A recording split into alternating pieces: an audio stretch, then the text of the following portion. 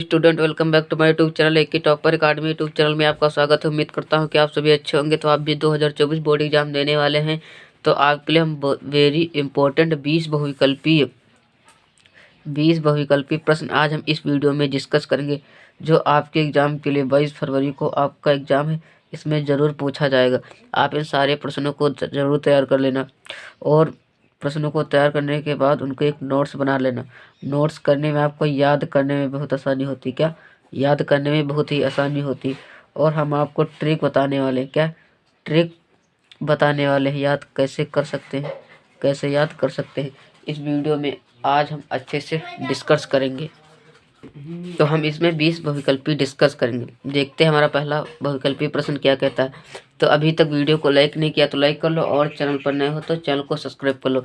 इस चैनल पर 2024 board exam की संपूर्ण तैयारी कराई जाती है, हैंड राइटिंग PDF नोट्स के साथ।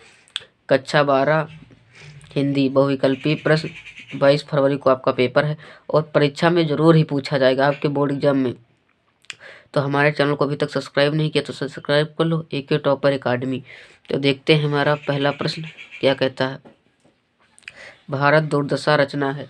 भारत दुर्दशा किसकी रचना है, आप लोगों को बताना है। जयशंकर प्रसाद, भारतेंदु हरिश्चंद्र जी, मुंशी प्रेमचंद, प्रताप नारायण मिश्र। आप लोगों को जिसकी जिसकी रचना आती है वो हमें कमेंट करके बताएं। भारत दुर्दशा रचना है वो है भारतेंदु हरिश्चंद्र की। किसकी है? भारतेंदु हरिश्चंद्र की। जो भारत दुर्दशा रचना है, इसके जो लेखक हैं वो भारतेंदु हरिश्चंद्र जी हैं। हमारी दूसरी रचना खड़ी बोली की रचना है। हमारा दूसरा प्रश्न है खड़ी बोली की रचना है कौन सी? सतसई, पृथ्वीराज राजसो, प्रेम सागर या गोरा बदल की कथा। तो आप लोग इसका आंसर जानते हो तो हमें कमेंट में बताएं। इसका जो सही और राइट आंसर होगा खड़ी बोली की रचना, वो होगा गोरा बदल की कथा। गोरा बादल की कथा। देखते हैं हमारा अगला प्रश्न क्या कहता है। तीसरा प्रश्न है मथुरा के पुरातत्व संग्रहालय के अध्यक्ष पद पर कार्यकाल वाले निबंधकार थे। जो मथुरा का पुरातत्व संग्रहालय के अध्यक्ष पद पर कार्य वाले निबंधकार कौन थे? कन्हैयालाल मिश्र प्रभाकर जी, सरदार पूर्ण सिंह, हजारी प्रसाद द्विवेदी, वासुदेव शरण अग्रवाल। जो मथुरा के पुरातत्व संग्रहालय के अध्यक्ष पद पर कार्य करने वाले निबंधकार थे, तो तो इसके जो है वो है वासुदेव शरण अग्रवाल जी। कौन है? वासुदेव शरण अग्रवाल जी हैं। तो ये आपके एग्जाम के लिए वेरी इंपॉर्टेंट है। आप इन सारे प्रश्नों को जरूर तैयार करके ही जाना। हमारा अगला प्रश्न है 4, तपोभूमि रचना किस विधा की है? तपोभूमि रचना किस विधा की है? कहानी, नाटक, उपन्यास या निबंध। जो तपोभूमि रचना है वो किस विधा की रचना है? तो वो है उपन्यास विधा की रचना। जो तपोभूमि है वो उपन्यास विधा की रचना है। उपन्यास विधा की रचना है। हमारा 5 नंबर प्रश्न देखते हैं क्या कहता है। हमारा 5 नंबर प्रश्न वसुधा साहित्यिक पत्रिका के संपादक थे। जो वसुधा साहित्यिक पत्रिका के संपादक थे वो कौन थे? आप लोग इनका आंसर जानते हो तो हमें कमेंट में बताएं, और जो भी आप लोगों को प्रश्न का उत्तर आता है वो हमें कमेंट पर बताते रहें। जो वसुधा साहित्यिक पत्रिका के संपादक थे हरिशंकर प्रसाई, आज्ञेय रामवृक्ष बेनीपुरी या राय कृष्णदास। जो वसुधा साहित्यिक पत्रिका के संपादक थे वो थे हरिशंकर प्रसाई जी। कौन थे? हरिशंकर प्रसाई जी थे। हमारा 6 नंबर प्रश्न है जो आपके एग्जाम के लिए वेरी इंपॉर्टेंट है। रीतकाल का दूसरा नाम क्या है? रीतकाल का दूसरा नाम क्या है? श्रृंगार रस, व्याकरण काल, भक्ति काल या काव्य शास्त्र काल। तो जो रीतकाल का दूसरा नाम है वो है श्रृंगार काल। क्या है? श्रृंगार काल। देखते हैं हमारा अगला नंबर प्रश्न क्या कहता है। हमारा 7 नंबर प्रश्न है समकालीन कविता के प्रमुख कवि हैं। समकालीन कविता के प्रमुख कवि हैं तो कौन है? भूषण, मुक्तिबोध, रहीम या धूमिल। जो समकालीन कविता के प्रमुख कवि हैं वो है मुक्तिबोध। कौन है? मुक्तिबोध। हमारा अगला नंबर प्रश्न है 8, जो आपके एग्जाम के लिए वेरी इंपॉर्टेंट है। यूपी बोर्ड 2024 एग्जाम के लिए छायावादी युग के कवि हैं छायावादी युग के कवि हैं? नरेंद्र शर्मा जी, भानी प्रसाद मिश्र, गिरिजा कुमार माथुर, सूर्यकांत त्रिपाठी निराला। जो छायावादी युग के कवि हैं वो हैं सूर्यकांत त्रिपाठी निराला। कौन है? सूर्यकांत त्रिपाठी निराला जी हैं। हमारा 9 नंबर प्रश्न है, महादेवी वर्मा का गीत संग्रह है। जो महादेवी वर्मा का गीत संग्रह है वो कौन है? आप लोगों को बताना है। महादेवी वर्मा का गीत संग्रह यामा, सामधेनी, राम की शक्ति पूजा या पल्लव। जो महादेवी वर्मा का गीत संग्रह है वो है यामा। यामा जो आपके एग्जाम के लिए वेरी इंपॉर्टेंट है। हमारा 10 नंबर प्रश्न देखते हैं क्या कहता है। इनमें से मैथिली शरण गुप्त की रचना है। इनमें से मैथिली शरण गुप्त की रचना है कौन सी? चित्राधार, प्रदर्शिड़ा, आराधना, गंधवी। इसका जो आंसर होगा प्रदर्शिड़ा। आपके एग्जाम के लिए इम्पोर्टेंट है। हमारा 11 नंबर प्रश्न है, देखते हैं क्या कहते हैं। इस वीडियो में आज हम अच्छे से डिस्कस करेंगे। हरशंकर परसाई की रचना है। हरशंकर परसाई की कौन सी रचना है? कल्पवृक्ष, धरती के फूल, तब की बात और थी या मेरे विचार।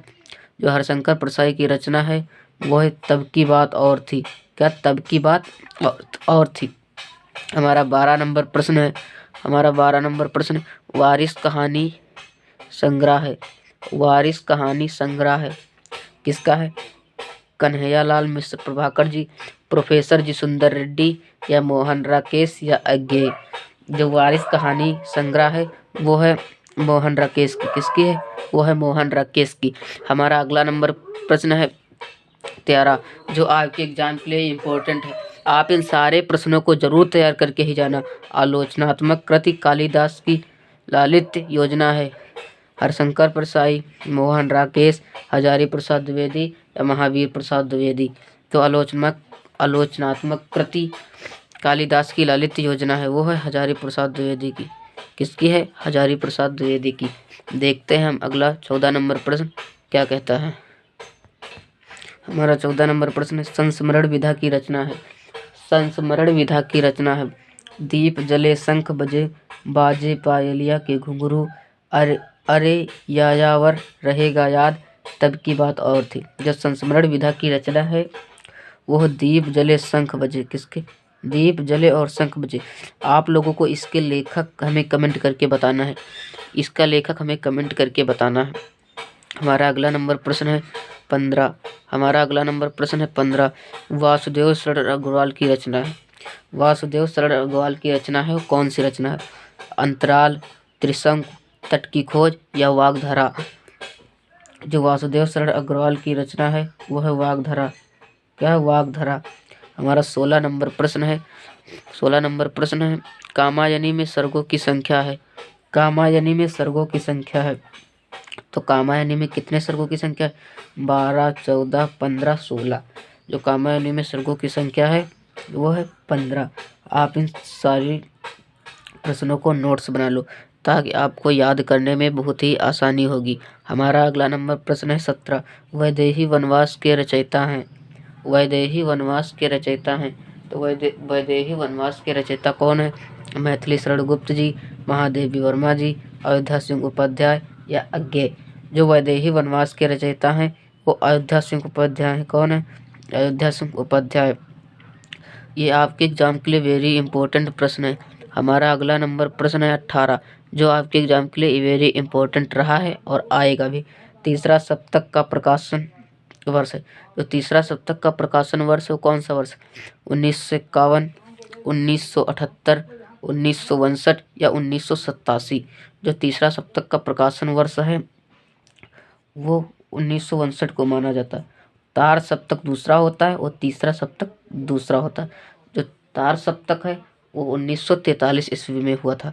जो इसमें पूछ रहा है तीसरा सप्तक का प्रकाशन, तो वो 1962 ईस्वी में हुआ था। हमारा 19 नंबर प्रश्न जो आपके एग्जाम के लिए इम्पोर्टेंट भी है। सुमित्रा नंदन पंत को साहित्य अकादमी पुरस्कार मिला था। सुमित्रा नंदन की कौन सी रचना पर इन्हें साहित्य अकादमी पुरस्कार मिला था? लोकायतन पर, चितंबरा पर, कला और बूढ़ा चांद या पल्लव। जो सुमित्रानंद को अकादमी पुरस्कार मिला था वो उनको बूढ़ा कला और बूढ़ा चांद पर मिला था। किस पर? कला और बूढ़ा चांद पर मिला था। हमारा 20 नंबर प्रश्न है, जो आखिरी प्रश्न है, देखते हैं क्या कहता है। रामधारी सिंह दिनकर की रचना है। रामधारी सिंह दिनकर की रचना है परशुराम की प्रतीक्षा, पृथ्वीपुत्र, ऐसा कोई पर आपने देखा है, सूर्य किरण। इसका जो सही एवं राइट आंसर होगा वो होगा, इसका जो आंसर होगा वो होगा परशुराम की प्रतीक्षा। जो रामधारी सिंह दिनकर की रचना है वो परशुराम की प्रतीक्षा है। हमने इसमें 20 बहुविकल्पी डिस्कस किया है। हमने इसमें 20 बहुविकल्पी डिस्कस किया है। उम्मीद करता हूँ ज़्यादा से ज़्यादा आप लोगों को आते हैं। जो नहीं आते उनकी एक इम्पोर्टेंट नोट्स बना लो, ताकि आपको याद करने में बहुत ही आसानी होगी। तो वीडियो कैसा लगा? वीडियो अच्छा लगा हो तो वीडियो को एक लाइक कर दो, और चैनल पर नए हो तो चैनल को सब्सक्राइब कर दो।